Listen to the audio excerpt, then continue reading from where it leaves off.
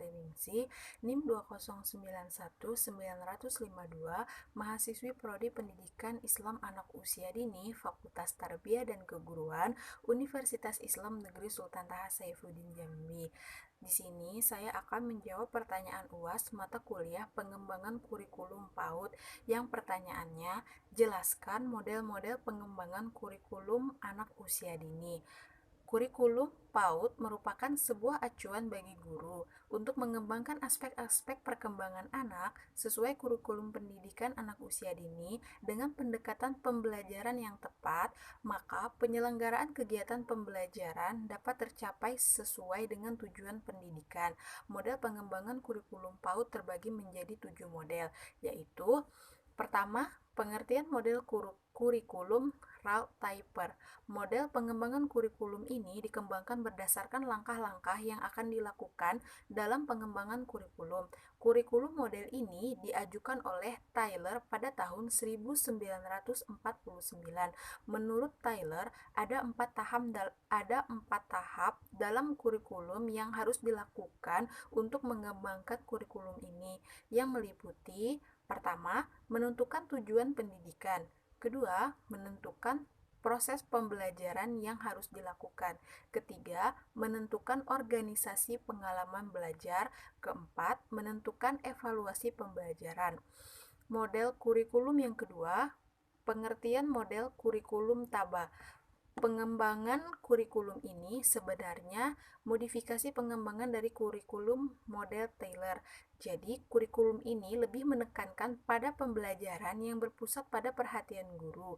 Dalam pengembangan kurikulum, TABA mempercayai jika tujuan pembelajaran dapat tercapai tujuannya, maka guru harus lebih efektif dalam pengembangan kurikulum TABA ini. Langkah-langkahnya, pertama, mengadakan unit-unit eksperimen bersama dengan guru yang meliputi mendiagnosis kebutuhan, merumuskan tujuan khusus, memilih isi, mengorganisasi isi, memilih pengamalan, belajar, dan mengevaluasi. Yang kedua, menguji unit eksperimen. Pengujian yang dilakukan dapat mengetahui tingkat validitas dan kepraksitan sehingga dapat mengumpulkan data untuk menyempurnakannya. Model kurikulum yang ketiga itu yang Bekaucam. Model kurikulum George Bekaucam ini dikembangkan pada tahun 1976. Kurikulum Bekaucam merupakan suatu rencana pendidikan atau pengajaran, dan pelaksanaan rencana itu sudah termasuk dalam pengajaran. Dalam pengembangannya terdapat beberapa tahap, yaitu menentukan area atau wilayah untuk persebaran kurikulum, menetapkan personalian, pengorganisasian, prosedur pengembangan kurikulum, implementasi kurikulum, dan evakuasi kurikulum.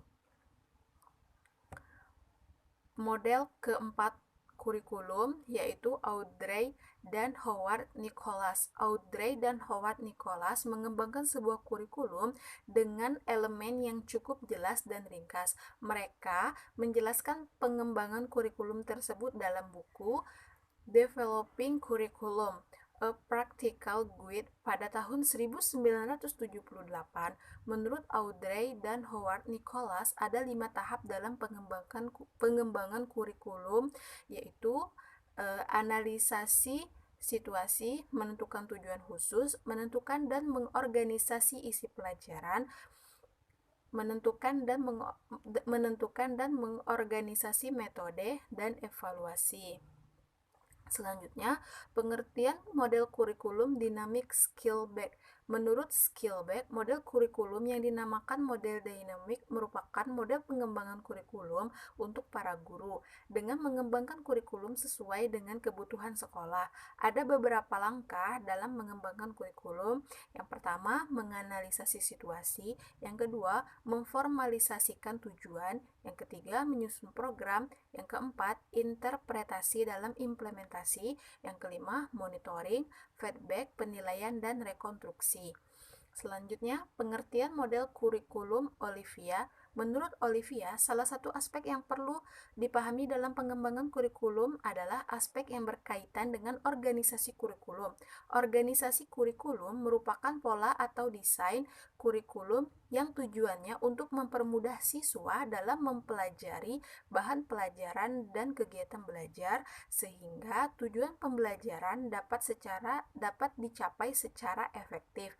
Terdapat 12 komponen dalam pengembangan kurikulum, yaitu perumusan filosofis, sasaran, misi, serta visi pendidikan yang bersumber pada kebutuhan siswa dan masyarakat, analisis kebutuhan masyarakat dan kebutuhan siswa, pernyataan filsafat dan tujuan pendidikan, spesifikasi kebutuhan mata pelajaran, spesifikasi tujuan kurikulum sekolah, organisasi dan implementasi kurikulum, spesifikasi tujuan instruksional umum, seleksi strategi instruksional, seleksi awal strategi evaluasi, implementasi pengajaran atau instruksional, evaluasi pengajaran dan modifikasi komponen-komponennya, evaluasi kurikulum dan modifikasi komponen-komponen kurikulum.